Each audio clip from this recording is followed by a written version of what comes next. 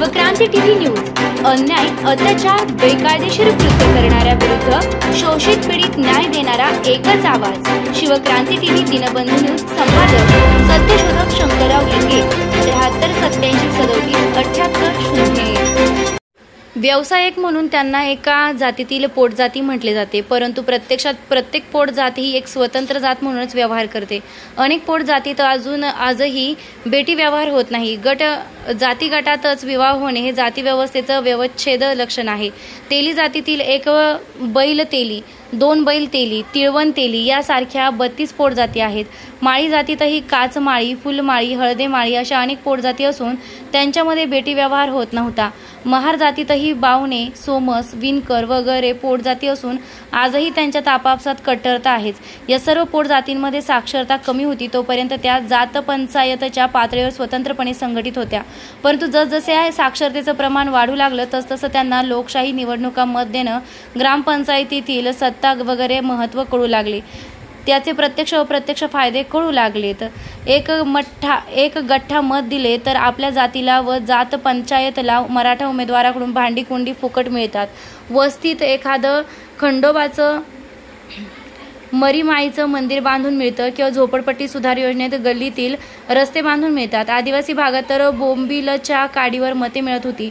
नंतर संख्येनं जास्त असलेल्या माळी, धनगर, तेली या जातींना सरपंच पद, नगरसेवक पद वगैरे मिळायला लागलीत। जातीचं राजकीय एकजुटीकरण वेगानं होत गेलं। त्याला आपल्या सांस्कृतिक ऐक्याचं प्रतीक मानून जाती संघटित होत गेल्या। माळ्यांमध्ये प्रथम सावता महाराज व नंतर तात्यासाहेब महात्मा ज्योतिराव फुले, तेल्यांमध्ये संत जगनाडे महाराज, नाभिक समाज संत सेना महाराज, मातंगांमध्ये अण्णाभाऊ साठे वगैरे सांस्कृतिक प्रतीके वापरून जात्यैक्य करण्याचा प्रयत्न आजही सुरू आहे। त्यांचेच अनुकरण करून इतर खालच्या जातींनी आपापले पोटभेद बाजूला ठेवून दबाव गट म्हणून राजकारण करायला सुरुवात केली। त्यांचे राजकीय फळही त्यांना मिळायला लागले। 1925 साली भुजबळ साहेबांना मुंबईचे महापौरपद मिळाले आणि समस्त महाराष्ट्रातील माळी लोकांनी दिवाळी साजरी केली। त्यानंतर माळी, तेली, धनगरांना एखादं दुसरे आमदार पद व कधीतरी एखादं दुसरं दुय्यम मंत्रीपद भीक म्हणून ब्राह्मण मराठा पक्षांकडून मिळायला लागली। या सर्व कनिष्ठ जातींना असे भिकेचे डोहाळे लागल्यावर प्रत्येक जातीचं ऐक्य वाढीस लागले। भुजबळ साहेब प्रथमच 1990 साली आमदार झाल्यामुळे माळ्यांनी शिवसेनेला खेड्यापाड्यात पोहोचविले। जातीचं राजकीय ऐक्य जेवढ्या मोठ्या प्रमाणात व्हायला लागलं तेवढ्या प्रमाणात सामाजिक ऐक्य होत नव्हतं। पोट जातींमध्ये बेटी व्यवहार होत नव्हता। जात पंचायती तशा स्वतंत्र ठेवून फक्त राजकारणासाठी एकत्र येणं एवढंच मर्यादित होतं।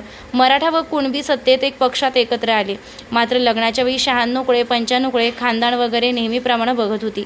मराठा कुणब्यात बेटी व्यवहार नव्हताच। बेटी व्यवहार फार लांबची गोष्ट। सत्तेतील मलाईदार खातेही त्यांनी कधी कुणब्यांना मिळू दिली नाहीत।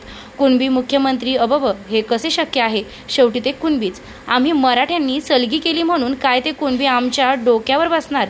आजच्या घडीलाही 4 जानेवारी 2020 रोजी 3 तिघाड्यांचं ब्राह्मण मराठ्यांचं पक्ष मलाईदार मंत्रिपदाचं वाटप कसे जाती आधारावर करतात हे आजही बघायला मिळतंय।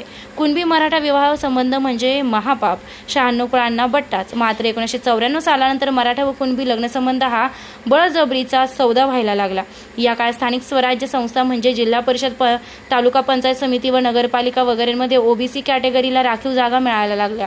कुणबी जात ही ओबीसी कॅटेगरीत असल्यानं त्या सत्तेच्या पदांवर डोळा ठेवून कुणबी स्त्रियांशी लग्ने लावण्याचा धडाका मराठा समाजानं सुरू केला। लग्नात हुंडा वगैरे काही नको, अगदी गरीब कुणब्यांची मुलगीही चालेल, फक्त एकच अट होती, मुलीच्या नावावर कुणबी सर्टिफिकेट पाहिजे। कुणबी सर्टिफिकेट हाच खरा करोडोंचा हुंडा। माळ्यांच्या पोटजातीत 80च्या दशकापर्यंत एखादा अपवाद वगळला तर बेटी व्यवहार निषिद्ध होता। आंतरजातीय विवाहातून जाती अंताची सुरुवात करायची तर ती आधी आंतरपोटजातीय विवाहातूनच करावी लागेल, कारण